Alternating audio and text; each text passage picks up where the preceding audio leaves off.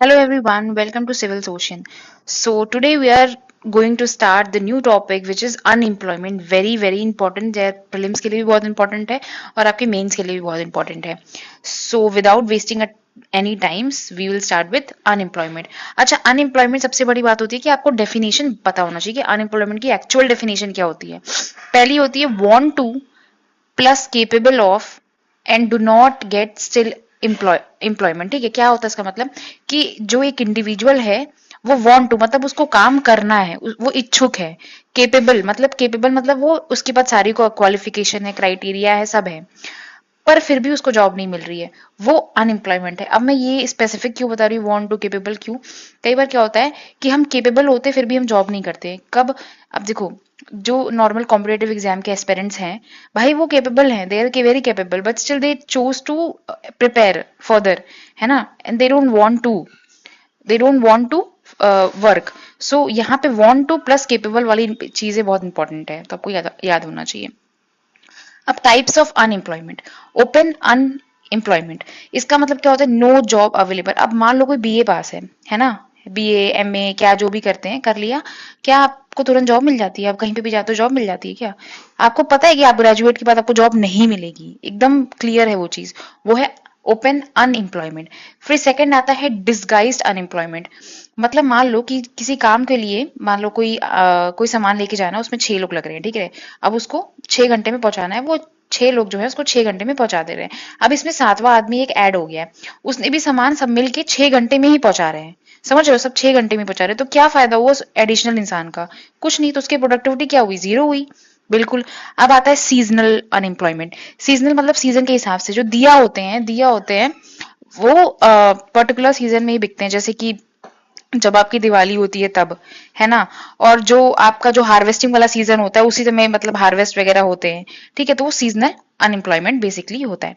Structural unemployment, skill mismatch, आपकी skill ही नहीं match कर पा रही है ना, आपकी स्किल मतलब जो कंपनी है उसको ये चाहिए लेकिन आपने तो ये सीखा है, तो वही स्किल मिसमैच, स्ट्रक्चरल में ये ध्यान रखना, ठीक है। फिर आता है फ्रिक्शनल अनएम्प्लॉयमेंट। फ्रिक्शनल अनएम्प्लॉयमेंट में क्या होता है कि मान लो मैं इन्फोसिस में जॉब कर रही हूँ, ठीक है, इन्फोसिस में जॉब कर रही हूँ, अब मुझे मेरी जॉब जो है गूगल में लग गई, पर गूगल की जो, अब मैंने इन्फोसिस छोड़ दिया है क्योंकि मुझे गूगल में मिलने वाला है जॉब, तो गूगल में क्या उन्होंने टर्म्स रखी है कि 2 महीने बाद हम आपको जो है लेटर देंगे, ज्वाइनिंग लेटर। तो ये 2 महीने का पीरियड का टाइम है ना, वो फ्रिक्शनल है, क्योंकि इसमें आप जो है एम्प्लॉयड नहीं हो, बट आपको पता है कि आपको गूगल में पक्का जॉब मिल रही है, मतलब आपको ज्वाइनिंग लेटर मिल जाएगा, तो वो फ्रिक्शनल अनएम्प्लॉयमेंट है।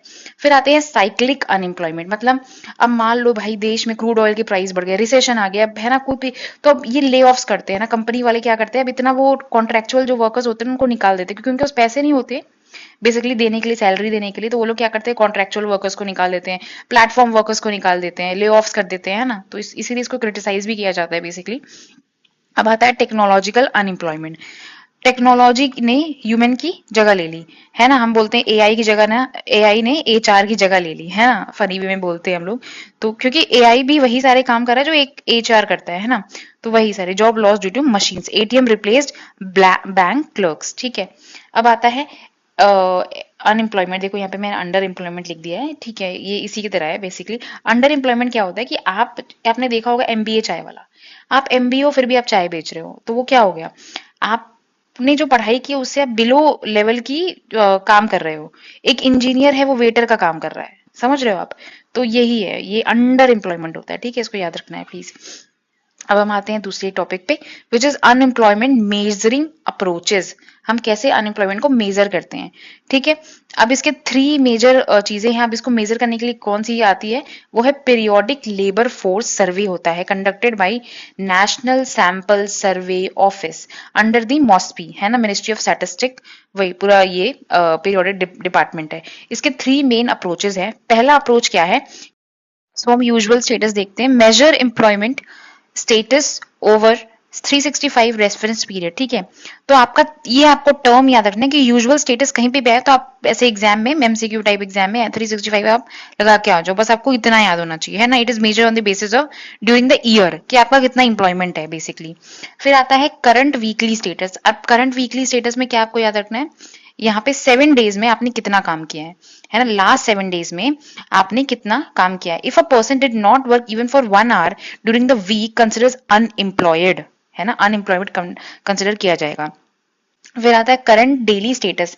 देखो weekly 7 days, current daily status, आपको डेली पूछ रहा है, तो major employment status for each day with reference to the week. Week में आप ईच डे कितना काम कर रहे हो वो डिपेंड करता है, ठीक है।